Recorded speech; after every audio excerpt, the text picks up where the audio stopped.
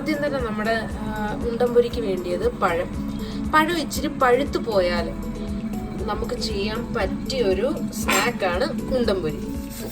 അപ്പം ഞാനിവിടെ 2 പഴം, 1/4 കപ്പ് പാല്, അതുപോലെ പഞ്ചസാര, പിന്നെ മിക്സിയുടെ ജാർ. ഈ മിക്സിയുടെ ജാറിലോട്ട് നമുക്ക് നമ്മുടെ പഴം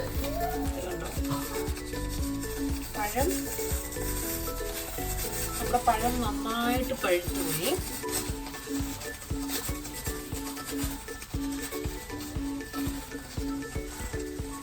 അപ്പം ഒരു അരപ്പഴം, ഞാൻ 1.5 പഴം യൂസ് ചെയ്തിട്ടുള്ളൂ. 1 പഴം എൻ്റെ വലുതായിരുന്നു, അപ്പം ഞാൻ 1.5 പഴമാണ് യൂസ് ചെയ്തിട്ടുള്ളത്. പിന്നെ പാല് ഒരു 1/4 കപ്പ് എടുത്തിരിക്കുന്നതിൻ്റെ 1/4 അളവ് പാല്. കാരണം നമ്മുടെ പഴം തന്നെ കുറച്ച് പഴുപ്പിയാണ്, അപ്പം നമ്മൾ ഒരുപാട് ഇട്ട് കൊടുക്കണ്ട. പിന്നെ 1 table spoon, 2 table spoon, 1.5 table spoon പഞ്ചസാര. ഇതെല്ലാം കൂടെ നമുക്ക് ഇട്ടിട്ട് നന്നായിട്ടൊന്ന് അടിച്ചെടുക്കാം, നന്നായിട്ടൊന്ന് ബ്ലെൻഡ് ചെയ്തെടുക്കാം. ഇതിൽ ഞാൻ കുറച്ച് ഏലക്കാപ്പൊടിയും കൂടെ യൂസ് ചെയ്യുന്നുണ്ട്, ഒരു പിഞ്ച് ഏലക്കാപ്പൊടി. അപ്പം നമ്മുടെ ഇൻഗ്രീഡിയൻസ് എല്ലാം നമ്മൾ നന്നായിട്ട് മിക്സ് ചെയ്തെടുത്തിട്ടുണ്ട്. ഇനി നമുക്ക് ഒരു പാത്രത്തിലോട്ട് മാറ്റാം. ഇനി നമുക്ക് ചെയ്യേണ്ട ഒരേ ഒരു കാര്യമുള്ളൂ, നമ്മുടെ മാവ് ആഡ് ചെയ്ത് കൊടുക്കാം. ഇതിൽ ഞാൻ യൂസ് ചെയ്യുന്നത് സെൽഫ് റൈസിങ് ഫ്ലോർ ആണ്. സെൽഫ് റൈസിങ് ഫ്ലോർ യൂസ് ചെയ്താൽ അപ്പം തന്നെ നമുക്ക് എടുത്ത് ചുട്ട് തുടങ്ങാം. പക്ഷേ നമ്മൾ മൈദപ്പൊടിയാണ് യൂസ് ചെയ്യുന്നതെങ്കിൽ പ്ലസ് 1 ടീസ്പൂൺ ബേക്കിംഗ് പൗഡറും കൂടെ ആഡ് ചെയ്യണം. എന്നിട്ട് കുറച്ച് സമയം വെക്കണം. എങ്കിൽ മാത്രമേ നമ്മുടെ ആ മാവൊക്കെ ഒന്ന് നന്നായിട്ട് പൊങ്ങിയൊക്കെ വരത്തുള്ളൂ.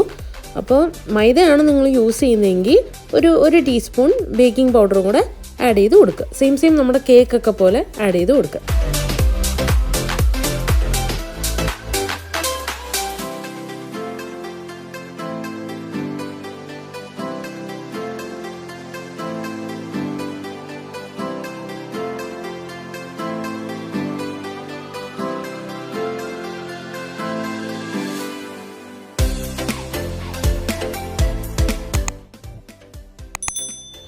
ഇതിൻ്റെ ഒരു പാകം എന്ന് പറഞ്ഞു കഴിഞ്ഞാൽ നമുക്ക് സ്പൂണും കൊണ്ട് ഇങ്ങനെ കോരി ഇടാൻ പറ്റണം. ഉണ്ണിയപ്പമൊക്കെ ഇല്ലേ, ആ ഒരു പാകമാണ് നമ്മുടെ ഉണ്ടംപൊരിക്കൽ.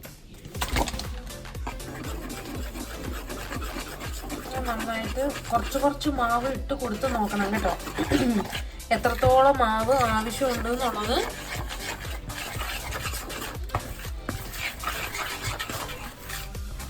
മാത്രമല്ല ഒരു മീഡിയം തീയിലിട്ട് വേണം ഇതിനെ ഫ്രൈ ചെയ്യാൻ, ഇല്ലെങ്കിൽ ഭയങ്കരമായിട്ടും പുറം കറുത്തും പോവും, അകം വേവുകയില്ല. അങ്ങനത്തെ ഒരു പരുവായി പോവും. കട്ടയൊന്നും ഇല്ലാതെ നമുക്ക്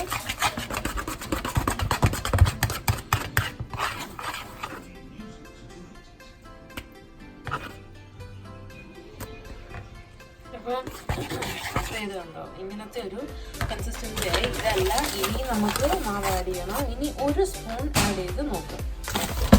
ഇനി നമുക്കൊന്ന് നോക്കാം എന്ത് പരിപാടിയാവും. കുറച്ച് കട്ടി കൂടി പോയി എന്ന് നിങ്ങൾക്ക് തോന്നുകയാണെങ്കിൽ കുറച്ച് പാൽ ഒഴിച്ചു കൊടുത്താൽ മതി കേട്ടോ.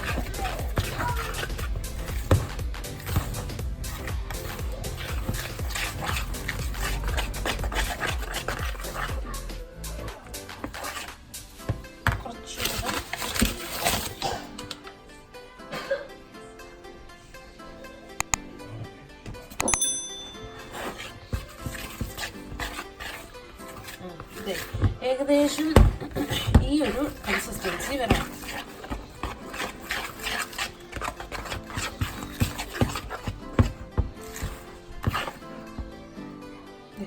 ഈ ഒരു കൺസിസ്റ്റൻസി വരണം കണ്ടോ, ഇങ്ങനൊരു കൺസിസ്റ്റൻസി വരണം. അപ്പോൾ കംപ്ലീറ്റ്ലി മാവായോ ഇല്ല എന്ന് പറഞ്ഞാൽ നമ്മുടെ ചപ്പാത്തിക്കൊക്കെ കുഴക്കില്ല, അങ്ങനെ കംപ്ലീറ്റ്ലി ഒരു മാവായോ ഇല്ല.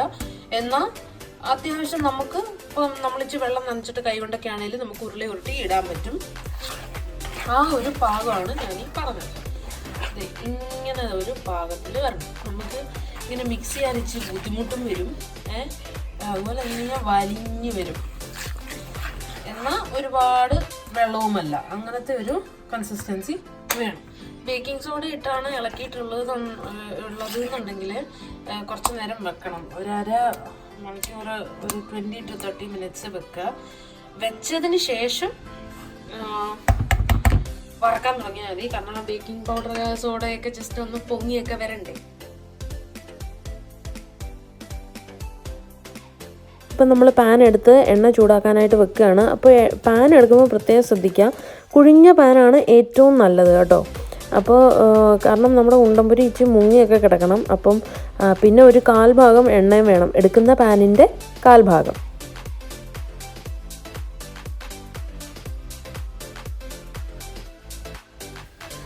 ഇതാ നമ്മളിങ്ങനെയാണ് ഞാൻ ഈ ചെറിയ സ്പൂൺ കൊണ്ടാണ് മാവ് കോരി ഇട്ട് കൊടുക്കാൻ ഉദ്ദേശിക്കുന്നത്. അപ്പം ഇങ്ങനെ ചെറിയൊരിതായിട്ട് മാവ് എടുക്കുക, അതിന് ശേഷം എണ്ണയിലോട്ട് ഇട്ട് കൊടുക്കുക. നിങ്ങൾക്ക് കൈ കൊണ്ട് വേണമെങ്കിലും ചെയ്യാം കേട്ടോ. പക്ഷേ ഒരുപാട് വലിയ ഉണ്ടകളായി പോകാതിരിക്കാൻ ശ്രദ്ധിക്കുക, കാരണം അകം വേവാൻ ഇച്ചിരി പാടായിരിക്കും. അപ്പോൾ എപ്പോഴും ചെറിയ ചെറിയ ഉണ്ടകളാണ് കഴിക്കാനും ടേസ്റ്റ്, നന്നായിട്ട് ഉള്ളൊക്കെ വേവുകയും ചെയ്യും.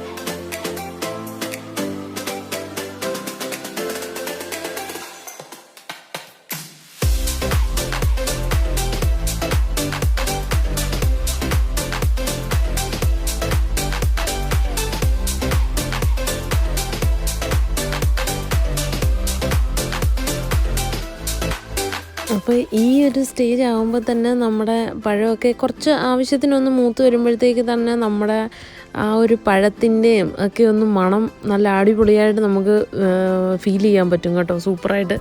അപ്പോൾ നല്ല നല്ല രസമാണ്. അപ്പോൾ എല്ലാം ഇതുപോലെ തന്നെ എല്ലാം അതിൻ്റെ വേവാത്ത ഭാഗം കൂടുതലും എണ്ണയിലോട്ട് ഇങ്ങനെ ചില സമയത്ത് സ്പൂൺ വെച്ചിട്ടൊന്ന് പിടിച്ചു കൊടുക്കേണ്ടി വരും. കാരണം എന്താണെന്ന് പറഞ്ഞാൽ ഇല്ലെങ്കിൽ അതിങ്ങനെ ഉരുണ്ട് തിരിഞ്ഞ് മറിഞ്ഞ് വീണ്ടും വന്ന് കിടക്കും. അപ്പോൾ വെന്ത ഭാഗം തന്നെ പിന്നെയും മൂക്കത്തേ ഉള്ളൂ. അപ്പോൾ മൂക്കാത്ത ഭാഗം കുറച്ച് സ്പൂൺ വെച്ചിട്ടൊന്ന് തിരിച്ച് മറിച്ചിട്ട് പിടിച്ചു കൊടുക്കുക. ഇനി നമ്മൾ ആദ്യം എടുത്ത് മാറ്റി വെച്ചത് കണ്ടോ, അകമൊക്കെ ഇതുപോലെ നല്ല നമ്മുടെ മാവൊക്കെ അത്യാവശ്യം പൊങ്ങണം, എങ്കിൽ മാത്രമേ നമ്മുടെ എന്താ പറയുക അകമൊക്കെ അതുപോലെ വെന്ത് പൊങ്ങി നല്ല സൂപ്പറായിട്ട് വരുള്ളൂ.